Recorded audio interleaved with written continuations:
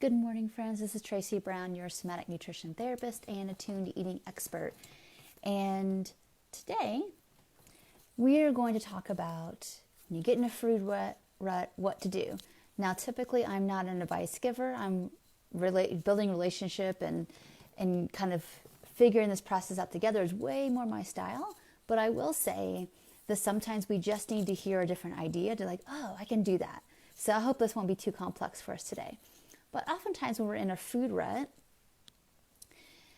we obviously need to mix things up, right? That's kind of obvious. What I would suggest is that a couple of things might be happening.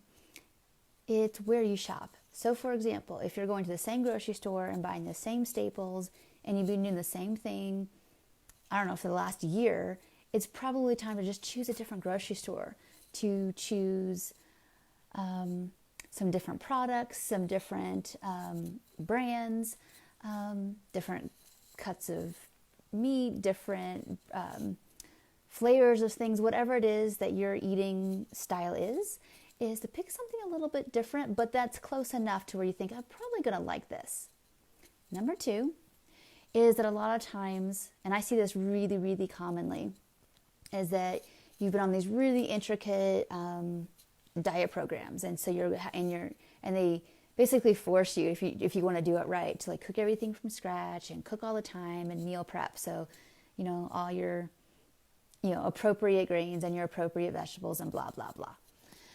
And so you put a lot of effort and work into it because the outcome is I lose weight and then I'm a better person and I feel better and all that. And then when we stop doing that, it's almost like we kind of forget that we still have to eat. It's just that the food choices are going to be different, and we're working on it being more organic, if that makes any sense. Like more like, oh, today I'm feeling more pasta-y, so I'm making that. And do I feel like I want some protein with it? Like, not really. I could just go for a big bowl of butter noodles, Parmesan, something simple today, and cooking those noodles up, right? And a lot of times what I find is that people stop cooking, they stop shopping, they stop having regular meals because they're not on a regimen. And my friends, that's not really intuitive eating. I don't really know what to do, and the containment of the diet is gone.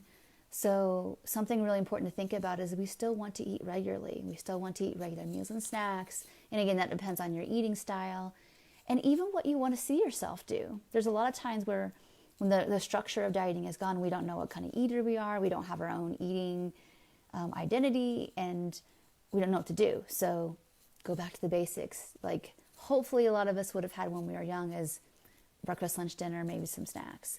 That helps for a number of reasons we won't go into in this video, but one of the things it does is it kind of makes you have to show up to like, well, I got to pack a lunch, so I just guess I'll make a sandwichy type of thing, which you'll get sick of, which is normal. A fruit, maybe, if you like that. Maybe some chips, maybe a snacky dessert thing, maybe some other stuff, other sides, I'm not sure.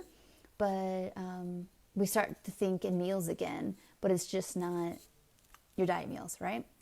So we know that we need to go to a different grocery store. We have to remember that just because you stop the containment of dieting doesn't mean the containment of eating normal meals and snacks should go away, because then what we end up doing is just kind of grazing on whatever's around and we don't feel satisfied, and then you get bored, and that happens. Another thing that I commonly see happen is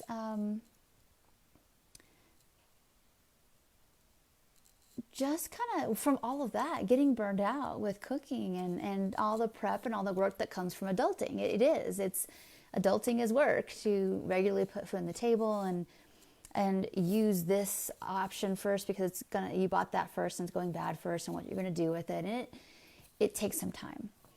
And if that's feeling too much right now for whatever reason, whether it's like you're working on some developmental stuff in nutrition counseling, whether your time is limited, your capacity is limited, then if you can afford it, buy some meals out, get some takeout, get some meals that will last you more than just one meal. But they can maybe extend to two meals at least. If you want to get really creative, you could do some meal sharing with your friends or your neighbors, your family. There's lots of things we can do to take some of the burden off if you're feeling like you need a break. Meal kits, of course, and frozen meals also work too. So those are some things to maybe allow for some possibility to get on board. That might be very helpful. So I hope this video is helpful. I try to be pragmatic as much as I can with this journey. If you found it helpful, please let me know. If you have any comments, please put them below as well. What have helped you get out of food ruts? And if this was valuable to you, I appreciate you letting others know and passing this along as well. So thank you so much for watching. We will have videos about this similar topic on Wednesday and Friday this week. And then we will get back to we'll switch gears we kind of, in these videos here, we do a lot of switching back and forth between movement, food, body image, nervous system health, because all of this goes together to be able to be a normative eater. So thank you all so much, and I will see you in Wednesday's video. Bye for now.